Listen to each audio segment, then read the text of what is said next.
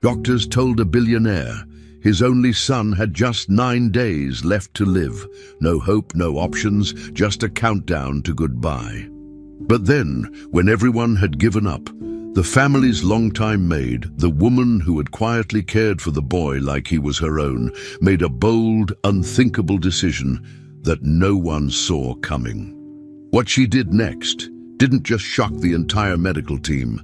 It changed the boy's life forever and left his father in tears. Before we continue with this story, don't forget to subscribe to the channel and like the video. Oh, and don't forget to comment below where you're watching us from. We love to know that. When Leo was just 6 years old, everything in our lives changed. We had just come back from a family trip, and he had been complaining about pain in his legs. At first, we thought it was nothing serious, maybe growing pains or something like that. But then he started feeling tired all the time, and bruises showed up out of nowhere. We took him to the doctor, then another, and then another. After a bunch of tests, I sat in a cold hospital room with a doctor telling me my son had a rare and aggressive form of cancer. It felt like the floor dropped beneath me. They said it was one of those cases that barely had any studies or research behind it. I couldn't even process it at first. Leo was just six. He didn't even know what was happening exactly, just that he had to go to the hospital a lot. From that day forward, everything else stopped. My world became all about trying to save him. We jumped straight into treatment. At first, it was chemotherapy. I remember holding his hand while he threw up, weak and pale, asking if he'd be better soon. He never complained, not once. I did. Inside, I did nothing but complain to the world. After chemo didn't show the results we hoped for, they switched him to immunotherapy. That didn't work either. Then we tried clinical trials, hoping we'd find a miracle. I spent endless nights researching, calling doctors in different countries, and reading medical papers I barely understood. We even flew out to see specialists. Everyone was kind, but the answer was always the same. We're sorry, but the cancer is resistant. There's nothing else we can do. When they finally told me Leo had 3 months left, I couldn't breathe. How do you accept that? How do you look at your child and think, you're leaving soon? But I had to stay strong, for him. Once the treatment stopped, we stayed in the hospital for most of the time. I set up camp in his room. I brought in his favorite toys, books, and even his dog visited a few times. Leo loved stories, so every day I told him something new. Sometimes I made them up, sometimes I just retold his favorite ones. He'd listen quietly, eyes wide open, asking questions and smiling. He still smiled, even when the pain got worse. He stayed calm in a way I didn't expect. He wasn't scared like I was. The nurses adored him. They'd say things like, "He's so brave," and I'd nod, trying not to cry. I'd watch him sleep and wonder how he could be so peaceful. I wished I could take the disease away and give it to myself instead. I would have done anything. But all I could do was be there, every second, holding his hand, making him feel loved and safe. Home didn't feel like home anymore. It had become part hospital, part shelter. Nurses were always around, caregivers, oxygen machines, meds on the kitchen table. I tried to keep it quiet and cozy for Leo, but the vibe had changed. There were no more rushed mornings or school runs. His room smelled like disinfectant, and the soft beeping from machines was constant. I hated that sound.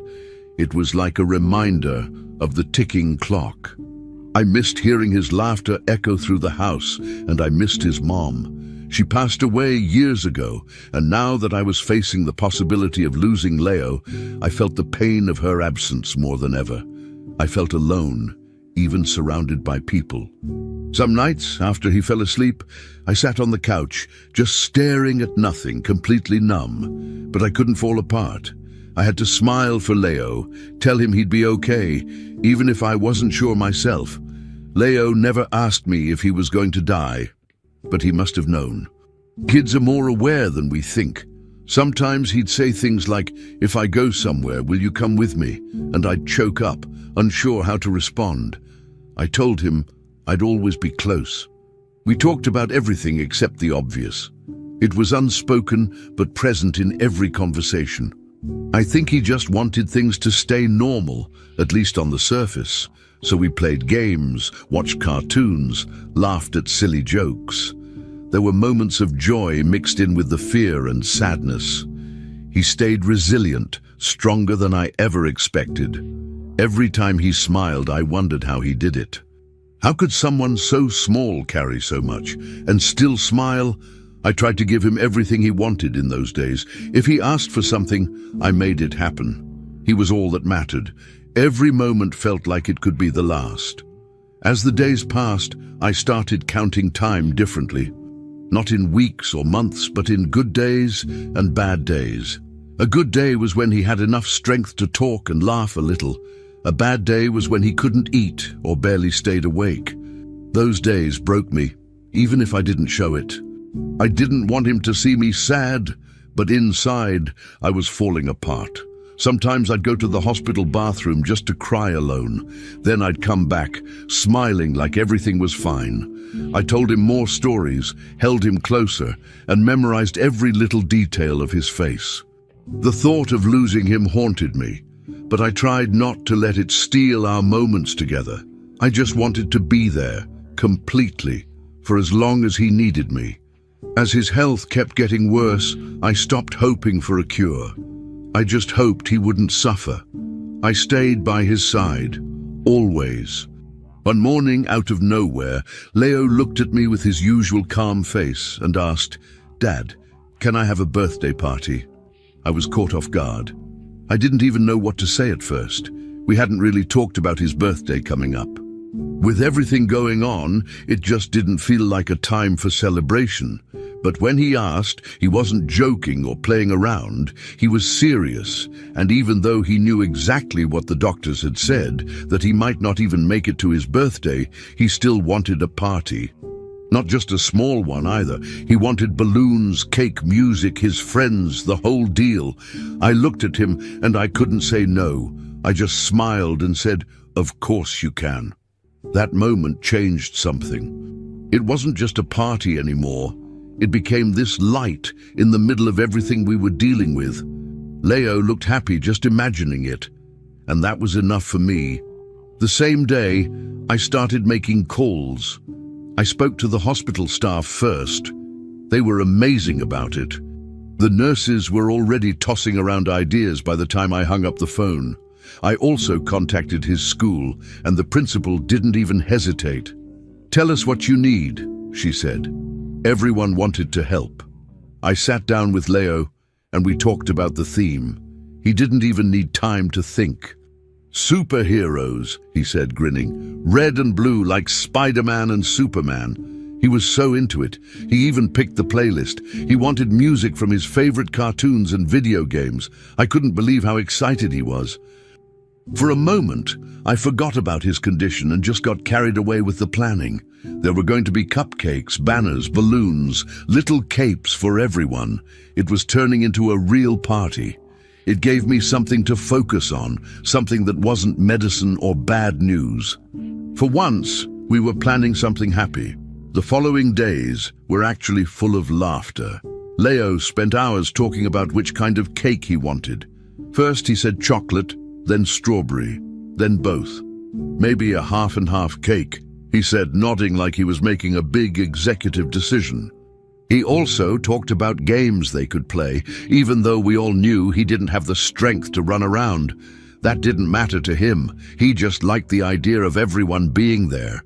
He even chose the t-shirt he wanted to wear, a red one with a big lightning bolt on it.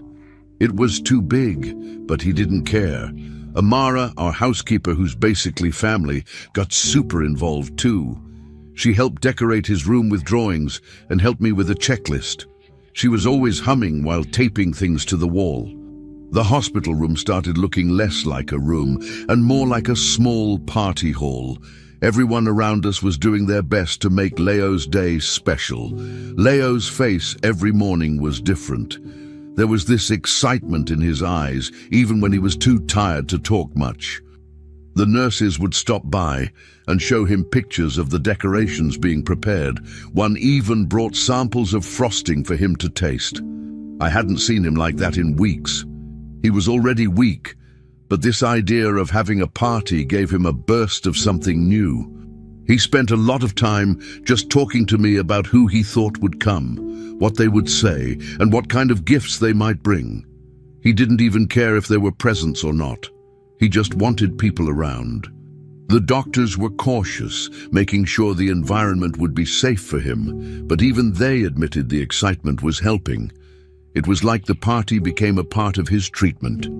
A different kind, one that didn't come from machines or pills, but from joy and being a kid again, even if just for a day. Meanwhile, I was watching all this with a strange mix of feelings. On one hand, I was happy. Seeing him like that, talkative, smiling, hopeful, made everything feel a little lighter. On the other hand, there was this heavy sadness sitting on my chest the whole time. I didn't let it show, but it was there. Every balloon I ordered, every song we picked out, I kept thinking, what if this is the last party? What if this is the last time I see him surrounded by friends laughing? I kept those thoughts to myself, but they came up when I was alone. At night, I'd sit in the chair next to his bed and just watch him sleep, wondering how he still had so much strength in that little body. I didn't want to ruin anything, so I kept smiling and pushing forward, doing my best to stay in the moment. Because that's what Leo was doing. He was living one day at a time. As the day of the party got closer, the hospital didn't feel like a hospital anymore. Staff walked around with little party hats tucked in their bags, and kids from the pediatric wing asked if they could help decorate. Amara brought in little jars filled with candy, and someone even found a way to rent a bubble machine. Leo couldn't stop talking about it, even when he was lying down with his eyes half closed from exhaustion. "Is it tomorrow yet?" he'd ask. And I'd say, "Almost." Everything felt different. The routine changed from medicine and pain to colors, lists, and laughter. I realized how powerful hope is, even when things are falling apart. And Leo gave that hope to all of us. This party wasn't just about turning 7. It was about celebrating every single second we had with him. And even though I still had that fear deep down, I pushed it aside just like he did. All that mattered now was making his party unforgettable. When my wife passed away, everything at home felt empty. I didn't know how to manage everything on my own, especially with Leo still so little. That's when I hired Amara. At first, she was just supposed to help around the house, cleaning, organizing things, making sure we had meals ready. But it didn't take long before she became something more. She had this calm way about her. She didn't talk much, but she always knew what to do. One day I walked in and found her sitting on the floor with Leo, feeding him slowly, singing this soft song I didn't recognize. Leo was completely relaxed, eyes half closed, like he felt safe. From that moment on, she started doing more than I ever asked. She was the one who got him to eat on the days he refused to. She sat with him during the rough chemo days when I had to step out. She wasn't just working for us anymore. She was becoming part of us. Amara had this way of connecting with Leo that I couldn't explain. It wasn't forced or awkward. It was just natural. She knew when he needed silence, when he needed distraction, and when he just needed someone to sit beside him without saying a word. I remember walking past his room one night and hearing her telling him a story, something about her own childhood. Her voice was steady and low, and Leo was listening so closely. Later, he started calling her Mommy Number 2. The first time he said it, I thought she might correct him, but she didn't. She just smiled and kept doing whatever she was doing, probably folding his pajamas or fixing his bed. She didn't ask for permission. She didn't make a big deal out of it. That's how she handled everything, quietly, gently. I could see that Leo felt comforted by her in a way that reminded him of his mother, and honestly, I didn't feel jealous. I felt relieved. Over time, I learned more about Amara's life. She once told me about her little sister who got sick when they were kids. There was no money, no doctors nearby, nothing they could do. Her sister passed away, and Amara carried that with her all her life. She never said it like she was looking for sympathy. It came up one day when she was helping Leo take his medicine, and I made a comment about how patient she was. She just nodded and said, "I couldn't help my sister. I can help him." That was the moment I understood why she was so devoted. This wasn't just a job to her. This was something deeply personal, and that made a difference. She didn't clock in and out. She didn't take breaks when she was tired. She stayed because she wanted to. She saw Leo as more than just a sick boy. She saw him as someone she was meant to care for, and she never once hesitated. Leo started depending on her more and more. If he woke up from a nightmare, he asked for her. If he didn't feel like eating, she'd sit beside him with a plate, telling stories or making silly faces until he gave in. He trusted her in a way that went beyond comfort. It was like he believed she could keep him safe. When the treatments got harder and the side effects worse, she was the one who stayed calm. She'd hum softly while rubbing his back when he was throwing up. She knew how to help him breathe slowly when the pain got sharp. Even the doctors noticed how much calmer he was when she was around. I was there too, every step of the way. But Amara brought something I couldn't. A steady, nurturing presence that never wavered. She didn't break down. She didn't show fear. She was the anchor we both needed, especially during the moments when things felt like they were falling apart. As a father, watching someone else become such a key figure in your child's life can be complicated. But with Amara, it wasn't. I never felt like she was replacing Leo's mother. No one could, but I also knew I couldn't do this alone. And Leo wasn't confused. He knew he had one mom who wasn't with us anymore, and another woman who loved him like a mom in a different way. I never told him to stop calling her mommy number 2. I didn't need to. It felt right. She earned that title, not through grand gestures, but by showing up every single day, no matter what. And I respected that. More than that, I was grateful. In our darkest moments, she brought light into the house. In the quiet ways she moved through our lives, she gave us stability. I couldn't imagine those years without her. She was always there, the most consistent part of Leo's life. Even as Leo's health got worse, Amara didn't step back. She leaned in even more. She didn't get tired of the routine, didn't complain about long nights or messy days. She stayed focused. Her affection never changed, even when things got hard to watch.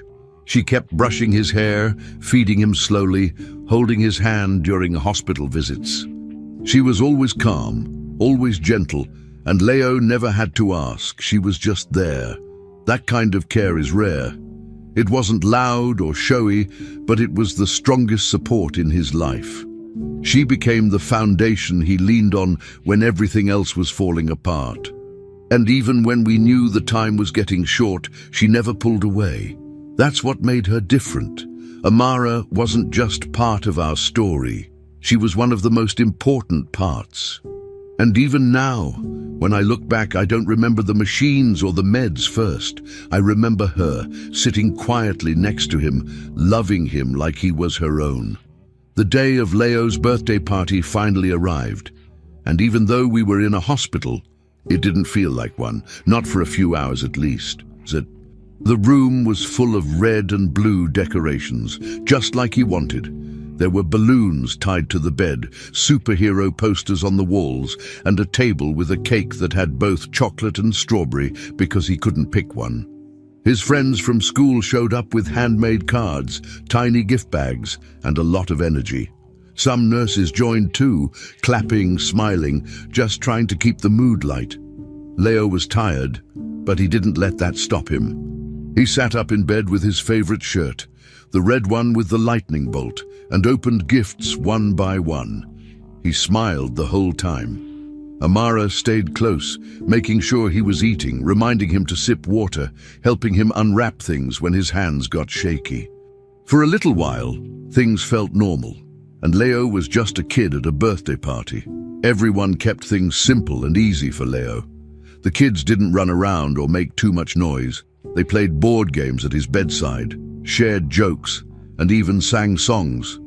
The hospital staff helped organize little games and brought juice boxes and soft snacks for the children. Amara moved around quietly, but always near him. She made sure the blanket stayed over his legs, wiped his hands after cake, and reminded him to rest every so often. He didn't argue. He just leaned into her like he always did. Watching them together, I felt this mix of happiness and pain. Happy that he was surrounded by love, but also aware of why we were all trying so hard to make this one day special. I sat back and let it all happen, trying to stay in the background, taking pictures and recording videos. I wanted to save every second. The whole room was filled with laughter and smiles, but beneath that, I could feel a kind of quiet sadness in the air that nobody mentioned. At one point, when things had calmed down and most of the kids had gone home, Leo looked up at Amara while she was adjusting his pillow and asked, "Am I going to live?" His voice was small, like he wasn't sure if he should even ask it out loud. The room went completely quiet. Even the background music seemed to fade. Amara froze for a second, then she looked right at him and held his hand. She didn't give him a fake answer or promise something she couldn't. She just said, "I'm with you. I'm here, okay?" It wasn't what anyone expected, but it was real. Leo looked at her for a moment and then nodded slowly, like he accepted it. I had just stepped back into the room when I heard it. That question hit me like a truck. I couldn't move, couldn't speak. I just stood there, heart pounding, trying to process that my little boy was already thinking about life and death in a way no child should have to. After that, the party still continued, but it wasn't the same. People smiled more softly. The laughter came with pauses. The joy was still there, but now it came with this heavy feeling. I saw it on everyone's faces, the nurses, the guests, even the kids. Everyone was reminded of what we were really facing. The birthday hats didn't look as bright, the decorations didn't feel as cheerful. But we kept going, because Leo was still there and he was still smiling. He looked tired but proud, like he had hosted something really special. Amara didn't leave his side, and I saw her wipe her eyes when she thought no one was looking. That question kept ringing in my ears. Am I going to live? It made everything more real. I'd been trying so hard to focus on the good moments, but reality had slipped into the room, right in the middle of the celebration, and it wasn't going away. When everyone had finally gone, the balloons had deflated a little, and the cake was mostly gone. Leo was exhausted. He leaned against Amara, barely keeping his eyes open. She changed him into his pajamas, helped him brush his teeth, and got him settled in bed without saying much. She didn't rush, didn't force anything, just did it all gently, like it was the most normal thing in the world. Then she sat beside him, humming a little tune as she stroked his hair. He was asleep in minutes. I stood in the hallway just watching. I didn't want to interrupt. There was something peaceful about the way she cared for him, something I never wanted to take away. She stayed a while longer, even after he was completely out. She fixed his blanket, turned off the small lamp, and then finally stood up. She didn't say anything to me as she passed by. She just nodded. I nodded back. No words were needed. We both felt the weight of the day.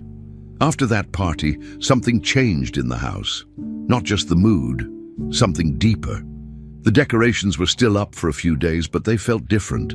They weren't just part of a party anymore. They were a reminder. Leo's question never left me. It sat with me in the kitchen, in the hallway, when I tried to sleep.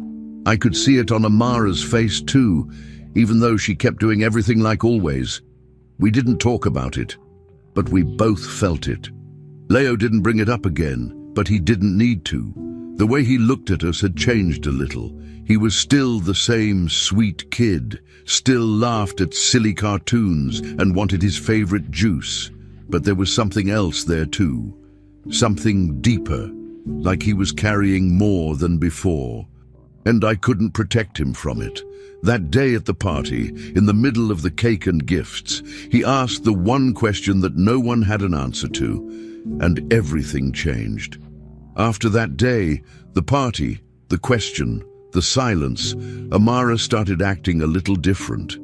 It wasn't anything big or obvious at first, just small things. She was quieter at night, more distracted, like her mind was somewhere else. I'd catch her sitting at the kitchen table after putting Leo to bed, staring at her phone or flipping through her old notebook, writing something down.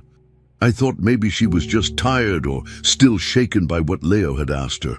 I mean, we all were, but one night around 2 or 3 in the morning, I got up to grab some water and I saw her on the couch with her laptop reading through medical pages. She didn't see me. I stood there for a second watching. Her face was focused, serious. That's when I realized she wasn't just upset. She was searching for something. I didn't ask. I figured if it was important, she'd tell me. But deep down, I knew Amara never did anything without a reason. She was planning something. What I didn't know at the time was that Amara had found something that gave her hope. She had come across an article about partial liver transplants from living donors. It wasn't common, especially between people who aren't related, but it wasn't impossible either. If the blood type and other factors matched, a healthy person could donate part of their liver to someone in need. She kept reading. Study after study, real cases, medical guidelines, everything. And the more she read, the more serious she became. She didn't say a word to me or anyone else. The next morning, without telling us, she went to a small clinic not far from the hospital and asked to be tested for compatibility with Leo. She used her savings to cover the costs. Nobody knew. She didn't want to bring it up unless she was sure. That was Amara. She didn't believe in raising hopes unless she had something solid in her hands. But her mind was made up. She just had to wait. The days that followed, she kept up her routine like nothing had changed. She helped Leo with his food, sang him to sleep, made sure his meds were taken on time. But something in her eyes looked different, like she was holding something big inside. Then, one afternoon, she got the call. I was upstairs with Leo, reading him a story, and she was downstairs folding laundry when her phone rang. She picked it up and listened quietly. She didn't cry or smile, just said, "Thank you," and hung up. Later that night, while we were all asleep, she opened the envelope with the test results. Full compatibility. A perfect match. No one could believe it. Not even the doctor at the clinic. It was rare, extremely rare, for someone unrelated to match like that. But she didn't waste time being shocked. She sat at the table, staring at those papers, already thinking about what to do next. This wasn't a miracle to her. It was a mission, and she was ready to move forward. She thought about the risks, of course. It wasn't a small surgery. A liver donation, even a partial one, came with its own set of dangers. She could face pain, infection, long recovery, but none of that scared her. Not compared to the idea of losing Leo. She had already lost her sister years ago, and it had haunted her ever since. She used to say that if she had just one chance to do something back then, anything, she would have done it. Now, she had that chance. She could give Leo a shot. Maybe not a guaranteed cure, but a chance at more time, more birthdays, more mornings. She sat in the dark, looking at those papers for hours, going over everything in her head. She didn't need permission. She wasn't doing this for thanks or praise. It wasn't about being a hero. It was just about love, about doing what needed to be done, no matter what stood in the way. She made up her mind.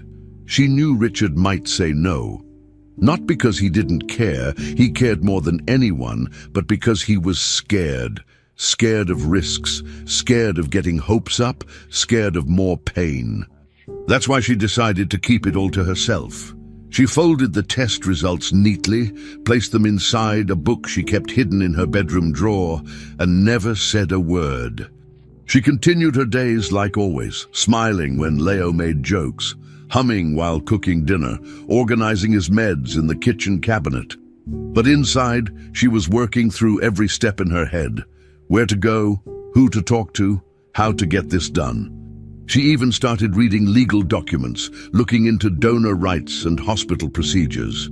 She wasn't waiting for approval. She was preparing for action. Every little detail was getting sorted, quietly, secretly. If she had to lie, if she had to sign whatever was needed without Richard knowing, she was ready. She wasn't going to lose another child if there was even a small chance to help. She didn't sleep much during those nights. I noticed, but I thought it was just stress. We were all under pressure. I didn't imagine she was carrying something this big on her own. She never gave me a reason to suspect. She still hugged Leo like nothing had changed, helped him pick which pajamas to wear, and sat with him through the worst parts of the day. But something had shifted in the house, even if no one said it out loud. There was a quiet urgency in her steps, a deeper focus in her eyes. She had made her choice, and she wasn't turning back. I didn't know yet, but she had already decided to fight through doctors, hospitals, and even the law if she had to. All she wanted was to save him. No spotlight, no credit, no applause, just a chance, a single chance. And she was going to do whatever it took, even if it meant going through it alone. Amara went to the hospital early in the morning. She didn't tell anyone where she was going, not even me. She just said she had an errand and left with her folder tucked under her arm. Inside were all the tests, blood work, compatibility results, everything. She had organized it neatly, with notes and highlights. When she got to the hospital, she went straight to the transplant department. She waited until someone could see her and then calmly explained the situation. She said she wanted to donate part of her liver to Leo. The doctor looked surprised, maybe even confused at first. He asked if she was family, and she said no, not by blood. But she explained how long she had cared for Leo, how much she loved him, and that she was fully compatible. The doctor glanced at the papers, looked back at her, and slowly shook his head. He explained that the rules didn't allow organ donations from unrelated people without going through a long approval process. She wasn't expecting that. She stayed calm at first, trying to explain that this wasn't just a random decision. She wasn't doing it because she was pressured or confused. She told them about Leo, how she had raised him since he was a toddler, how she was there through every treatment, every hospital stay, every bad day. She told them this was her choice, that she knew the risks, had already done her research, and was more than willing to sign anything they needed. But the hospital staff kept repeating the same thing: policies, laws, restrictions. They weren't questioning her heart, just the rules. She asked to speak to someone else, someone higher up, and they let her talk to a director. But it was the same conversation all over again. No legal connection, no biological link, no way to approve it. By the time she left the hospital, she was angry, heartbroken, and exhausted. She had walked in with hope and walked out with nothing but frustration. That's when she knew she couldn't keep it to herself any longer. That night after dinner, when Leo was asleep, Amara called me into the kitchen. She looked tired. Her voice was low. She sat me down and told me everything, how she had done the compatibility tests, how she kept it secret because she knew I might say no, and how she had tried to get the doctors to approve the donation. At first, I didn't understand. I just stared at her, trying to catch up. And then it hit me, what she was actually offering to do. She wanted to give up a part of herself to save my son. I didn't know what to say. My first reaction wasn't gratitude, it was fear. I told her she couldn't do that it was too risky, that it wasn't her responsibility. I told her Leo didn't need a second parent making dangerous choices. My voice got louder, and I asked her to never bring it up again. I didn't mean to hurt her, but I did. She didn't argue. She just nodded quietly and walked away. After our talk, I thought she would let it go. I figured maybe I had made my point, that maybe I had scared her enough to stop. But I should have known better. That's not who Amara is. The next few days, she barely mentioned anything. She acted normal, took care of Leo, cleaned the kitchen, helped with meals, but I could see something was off. At night, she stayed up even later, always with her laptop. I didn't know what she was doing, but part of me guessed. She wasn't giving up. She was looking for a different way. One night, I walked past the living room and saw her messaging someone in another language. She had a notebook full of handwritten names and addresses. She was researching clinics outside the country, trying to find someone who would take the case. Someone who didn't care about outdated rules or legal boxes. Someone who could see what she saw, a chance to save Leo. I didn't ask questions. I knew she wouldn't stop. She found something, an international clinic, a place that had handled rare cases before.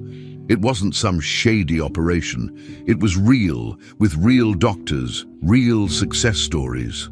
The clinic had handled other complicated transplant cases, even ones where the donor wasn't related. Amara gathered all her documents, test results, health history, personal statement, and sent everything in one long email. She didn't tell me she was doing it. She didn't ask for permission. She just did it. The next day, she got a response. A doctor from the clinic had read everything. He said he understood her situation better than most. He had lost his own daughter years ago because a donor couldn't be found in time. That stuck with him. He said he'd take the case. Not only that, he promised to handle everything quietly, under the radar if needed. He didn't care about rules that got in the way of saving a child. He just wanted to help. Amara sat with that message for a while, holding her phone, quietly crying. That message changed everything. Amara knew this was her shot. The doctor said they'd need to do some evaluations, more testing, and go through a few more steps. But the important thing was, he was willing. He was in. That was all she needed to keep going. She printed out his message, filed it with her other documents, and started preparing. She didn't know how she'd tell me or when, but she knew she wasn't going to stop. Not now. She had a plan, a doctor who believed in her, and a real chance. I still didn't know any of it yet. I was still sitting in my own fear, thinking I had shut the door for good. But Amara wasn't living in fear. She was living in hope. She wasn't waiting around for approval anymore. She had already made her choice the day she got those test results. And now, with this doctor on her side, she was ready to do whatever it took, even if she had to carry the whole thing on her own. While Richard was away on a work trip, Amara moved quietly. She had been preparing everything for days without telling anyone. She kept her routine the same, cooking meals, caring for Leo, organizing the house so nothing would seem off. But at night, she packed a small suitcase with just the essentials. She didn't want to draw attention. She told Leo they were going for a special private consultation to check on his health. He didn't question it. He trusted her completely. A nurse who had worked with our family for years, someone Amara deeply trusted, had agreed to help with the transport. They didn't use an ambulance or anything that might cause suspicion. Just a private car, quiet and fast. Leo was excited about the trip, thinking it was something fun, something different from the regular hospital visits. Amara smiled and played along, but inside, she was nervous. This was it. No turning back now. She was walking into the unknown, all for the chance to save him. When they arrived at the international hospital, everything had been arranged. The doctor who had accepted the case was already waiting for them. The staff welcomed them calmly and without too many questions. Everything was confidential, just like he promised. No media, no unnecessary attention, no paperwork delays, just action. They were quickly brought into a private wing of the hospital, and the first round of evaluations started right away. Both Amara and Leo went through more scans, blood work, and checkups. The medical team wanted to confirm everything was still okay for the transplant. Hours passed, and though they were both tired, Amara stayed focused. She checked on Leo constantly, making sure he wasn't scared, telling him stories and holding his hand whenever the nurses drew blood. She kept her own fear hidden. After the tests were done, the doctors confirmed the surgery would happen the next morning. The room was quiet after that. It was no longer a plan. It was real. Everything was ready. The hardest part would start next. That night, Amara couldn't sleep. She lay on the small couch next to Leo's hospital bed, listening to him breathe while her mind raced. The lights were dim, and the hallway outside was silent. She stared at the ceiling, thinking about what might happen in the morning. What if something went wrong? What if she didn't make it? She never told anyone this, but she wasn't afraid of dying. What scared her most was not being there for Leo afterward, if she failed him. Around midnight, she got up and found a pen and paper in the drawer by the bed. She sat down quietly and wrote a note. It was short, only a few lines. She folded it neatly and placed it in Leo's hand, knowing he'd find it later. It said, "If I don't wake up, know that Mommy said yes." After writing it, she kissed his forehead, tucked him in, and lay back down, holding her own tears in until sleep finally came. That night felt endless. Morning came fast. Nurses entered the room early to begin pre-surgery prep. Leo was still half asleep, but cooperative. He had no idea what was really happening. He thought it was just another exam day. Amara smiled and helped him get ready, brushing his hair and adjusting the little socks he liked. She held his hand as they wheeled him down the hall. At a certain point, they reached a split, one hallway for Leo's surgery room, the other for hers. She leaned down, kissed his cheek and said, "I'll see you soon, baby." Then she watched him disappear around the corner. Her turn came next. Nurses guided her into the pre-op room, where doctors were already waiting. Everything moved fast. IV lines, final questions, quiet voices, beeping machines. She didn't say much. She had already said what mattered in her note. Now, it was all up to the doctors. As the anesthesia kicked in and her eyes slowly closed, all she could think about was Leo. Her last thought was a prayer for him to be okay. While the doctors were operating, everything outside the hospital stayed calm, except one phone call that changed everything. The hospital contacted Richard. He had just landed in another country for meetings when his phone rang. He answered casually, but as soon as he heard what was going on, everything froze.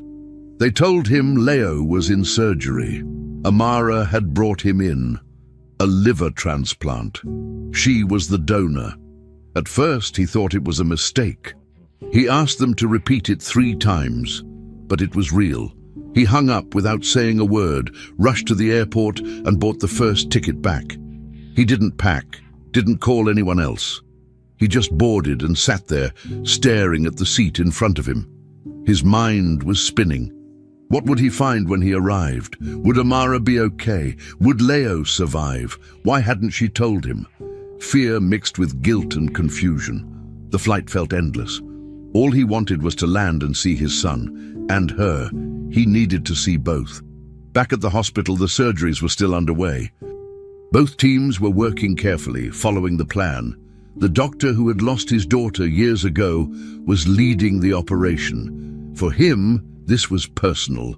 He moved with purpose, double-checking every step, making sure nothing was missed.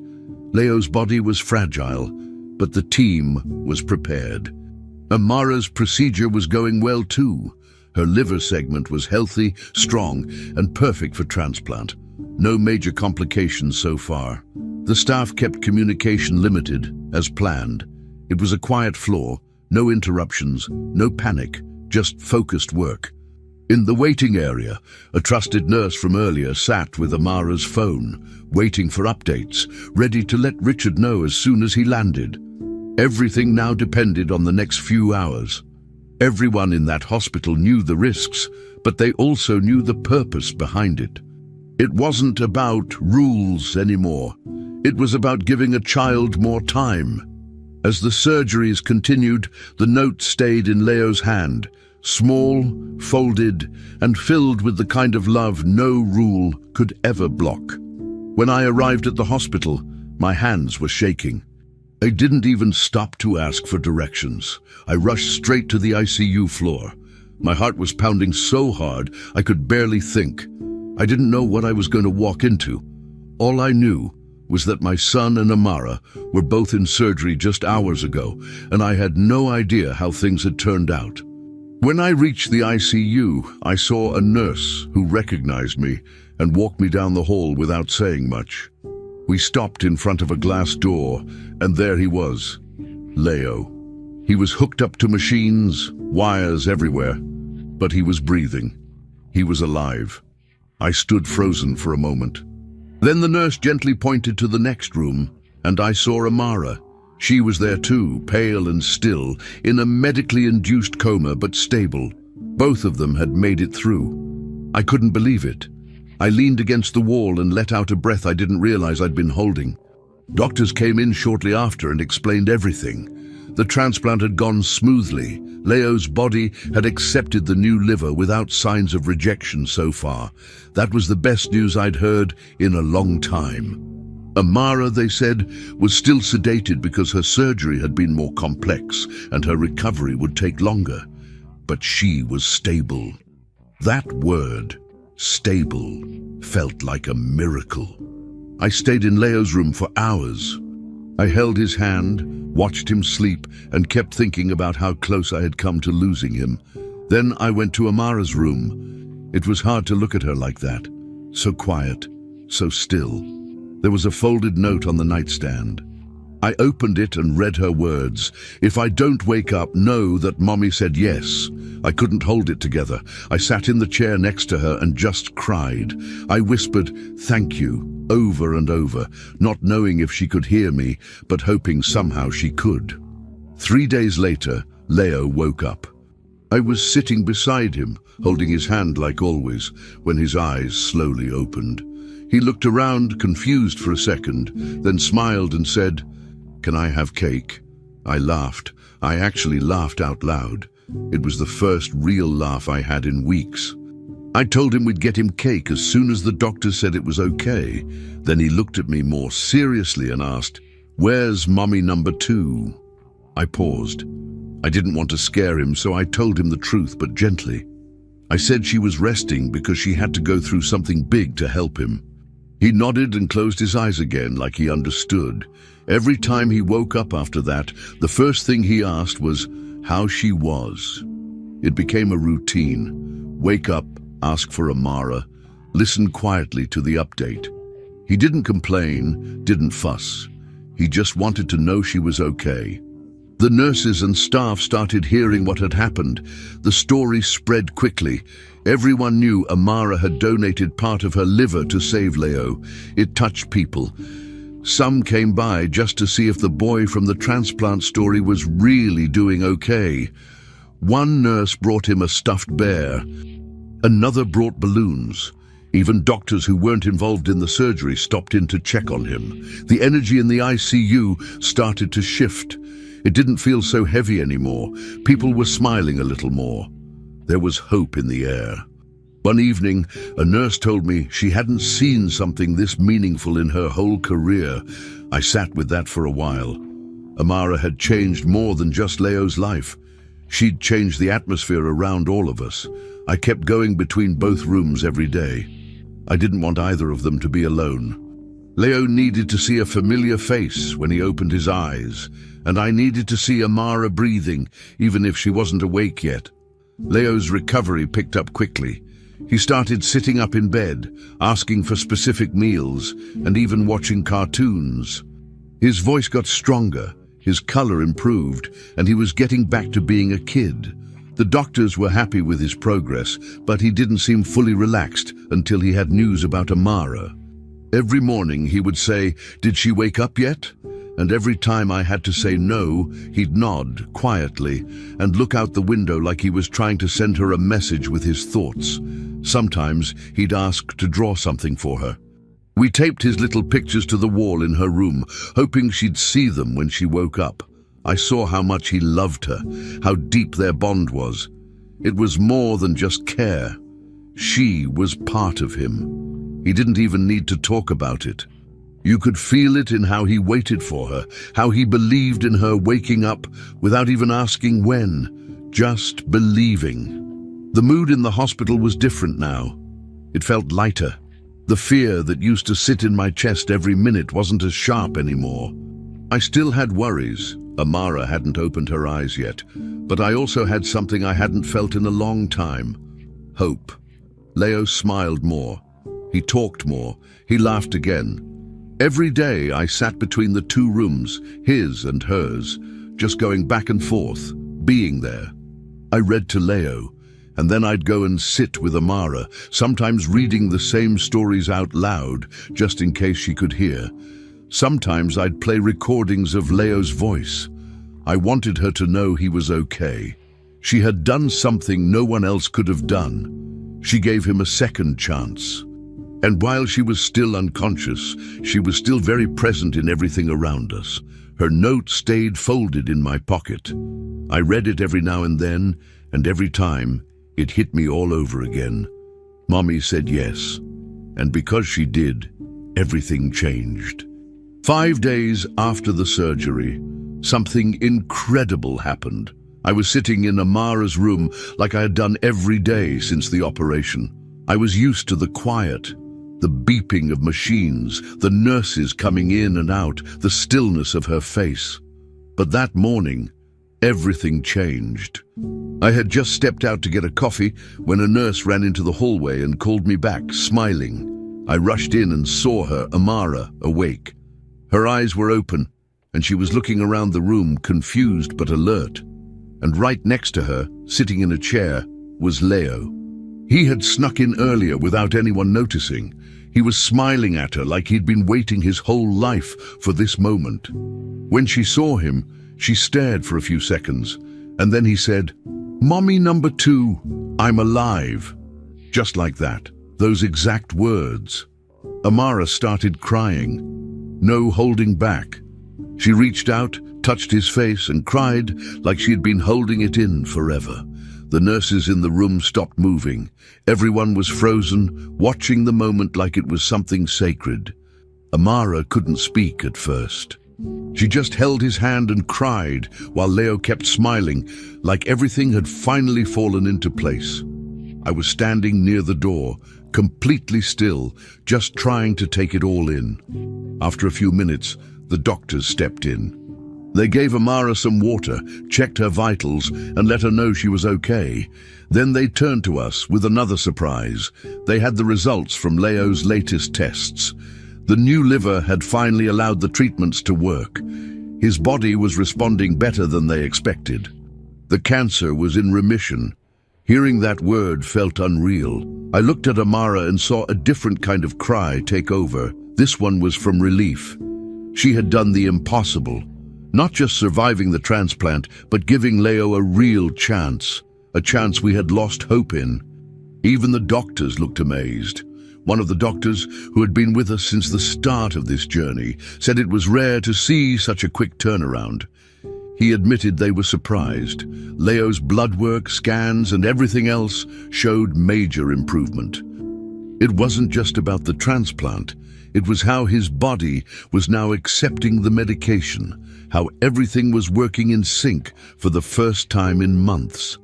They told us he'd still need checkups and close monitoring, but his progress was way ahead of schedule. Leo kept asking when he could leave the hospital and eat real cake. Amara laughed through her tears and told him, "Soon."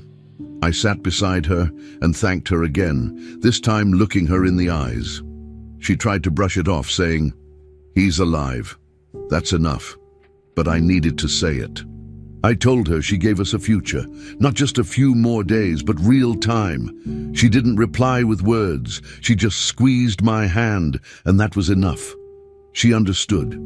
Words started to get out. We didn't say anything to the press, but someone at the hospital must have talked, because by the end of the week, the story was everywhere. News outlets started covering it. Woman donates. Liver to boy she raised. Saves his life. It was on TV, online, even on the radio. Reporters wanted interviews. Cameras started showing up at the hospital entrance. People argued online about whether it should have been allowed from the start. Some said it was a miracle. Others asked why the system almost stood in the way. A few days later, we heard that a director from the original hospital, the one who denied Amara's donation in the first place, had been removed. Some hospitals even started reviewing their rules. What Amara did started something bigger. Her choice, her bravery, her sacrifice. It made people think. It made institutions rethink. But while the world was talking, Amara kept quiet. She didn't want attention. She didn't even want to hear about the news. She just wanted to focus on Leo. Interview requests came flooding in. Journalists emailed, called, even showed up at the hospital trying to speak to her. Some wanted to give her awards. A few organizations offered to name something after her. She refused everything, every single offer. She said the same thing every time. I didn't do it for that, and I believed her, believed. She didn't care about headlines or recognition. All she wanted was to see Leo healthy, smiling, and walking again. That's what she fought for. That's what mattered. She stayed close to him through every physical therapy session, every blood test, every tiny step of recovery. If he had a headache, she was there. If he got tired or frustrated, she was the one who calmed him down. She celebrated his small wins like they were gold medals. Her focus never shifted. Even with the world watching, her eyes were only on him. And every time he smiled, she smiled too, quietly, like it was their secret. The mood in the hospital was different now. People were lighter. Nurses who used to come in with tired eyes now came in with warm energy. Doctors made extra rounds just to peek in and see how Leo and Amara were doing. Visitors left cards and stuffed animals. Leo loved it all, but he was still most excited about walking into Amara's room and saying, "Look what I did today," and she'd cheer like he'd won the lottery. I spent my days going between them, watching everything slowly shift from fear to peace, from sickness to healing. We weren't out of the woods yet. There would still be challenges, but for the first time, we had real hope, the kind that sticks. And through it all, Amara stayed grounded. No matter how much noise the world made outside, she kept showing up the same way, steady, loving, and focused. She didn't want the spotlight. She just wanted what she always did, to protect Leo. And now, with him healing day by day, she had finally done exactly that. 1 year later, we threw another birthday party for Leo. This time he was turning 7, and this time things felt completely different. The house wasn't quiet and heavy like it had been the year before. It was loud, colorful, full of laughter and noise. Balloons were everywhere. The yard was filled with kids from school, neighbors, and even some of the nurses who had helped us during the hard times. Leo ran around, full of energy, his hair thick and growing back, his cheeks round again. He looked like any other kid now, happy, healthy, and full of life. We had music, games, and a cake, twice the size of the one from last year. Watching him laugh with his friends, chasing bubbles and eating way too many sweets, felt unreal in the best way. After everything we'd been through, this didn't just feel like a birthday, it felt like a miracle. And Amara, she was there, of course, moving quietly in the background, just like always, making sure everything was perfect. Amara handled the food, checked the decorations, and reminded me about the candles I almost forgot. She didn't want any attention, but everyone noticed her anyway. People knew the story by now. Most had heard whispers about what she had done for Leo, but she never talked about it. She stayed focused on what needed to be done, At one point, I saw her helping a little girl fix her shoelace and then rushing back inside to check the oven timer. She never stopped moving, but even though she kept to the background, I could see how proud she was. Leo kept calling her over to show her things. "Mommy number 2, look at this," he yelled while holding up a drawing a friend made for him. She smiled, came over, and gave him a gentle hug. I stood there watching, holding my phone, recording as much as I could. Not just for memories, but because I knew how much this moment meant. I didn't want to forget a second of it. As the party went on, Leo pulled Amara aside and sat with her on the porch steps.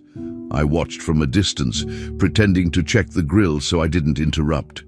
He looked at her seriously and asked, "So, will I actually live now?" He wasn't scared when he said it. He was just trying to understand, like any kid would. Amara looked at him and nodded with the calmest smile. "Yes, you will," she said. "You're going to live and grow up and do everything you want." That was all he needed. He hugged her hard and ran off to play again like nothing happened. But I saw the way she sat still for a moment after he left. That one question carried so much weight. And her answer, simple, true, was something we'd been hoping to say for a long time. For months, we had lived day by day. Now, for the first time, the future didn't feel like a maybe. It felt real. After everyone left, the house was a mess, wrapping paper on the floor, plastic cups everywhere, music still playing faintly from a speaker someone forgot to turn off. But the mood? It was light. The kind of light I hadn't felt in years. I sat on the couch with Leo, who had finally crashed after all the excitement, and looked around the living room. On the wall above the TV, we had framed Amara's note, the one she wrote before her surgery. "If I don't wake up, know that Mommy said yes." It sat there quietly, like a reminder of what love really looks like. I still remembered reading it the first time, not knowing if she'd make it. Now, a year later, she was in the kitchen packing up leftovers, while Leo slept with frosting on his shirt and candy in his pockets. The contrast was unbelievable. We had gone from near silence in this house to full-blown life, and none of it would have happened without her. None of it. I had changed too. A year ago, I was barely holding myself together. I was buried in work, scared of the future, always trying to control everything. But now, I found myself enjoying things again. I spent more time with Leo. We cooked together, played silly games, watched movies on the floor. Amara became a constant presence, not just in the house, but in our lives. We talked more, laughed more, and supported each other like a real team. Our relationship grew stronger without us even planning it. It just happened naturally, day by day.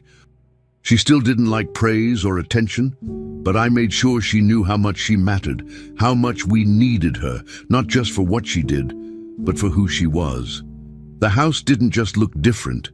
It felt different, warmer, more alive. Leo brought that energy, but Amara held it together. She was the steady force behind it all, never asking for anything in return, just happy to see Leo growing up. We didn't talk about the transplant often, not because we were avoiding it, but because Amara didn't like turning it into something dramatic. To her, it was simple. She did what she had to do, and now that Leo was healthy, that was enough for her. She stayed out of the spotlight, turned down every interview, and never bragged about what she did. But I saw the way she watched him, how she paid attention to every small detail in his recovery, every inch of progress. She noticed things I didn't. If he looked tired, she adjusted his schedule. If he got overwhelmed, she stepped in before anyone else. Her focus was always on him, not herself. And honestly, that's what made her incredible. She didn't need applause. She didn't want to be known. All she wanted was for Leo to live. And now, watching him blow out the candles on his cake, laughing with his friends, full of life, I knew she had gotten exactly what she wanted. And so had we. Finally, we've reached the end of this story. I'm extremely happy that you've made it this far. Thank you very much for watching. Comment below what you thought and what was the best or worst part. Don't forget to subscribe. Until next time.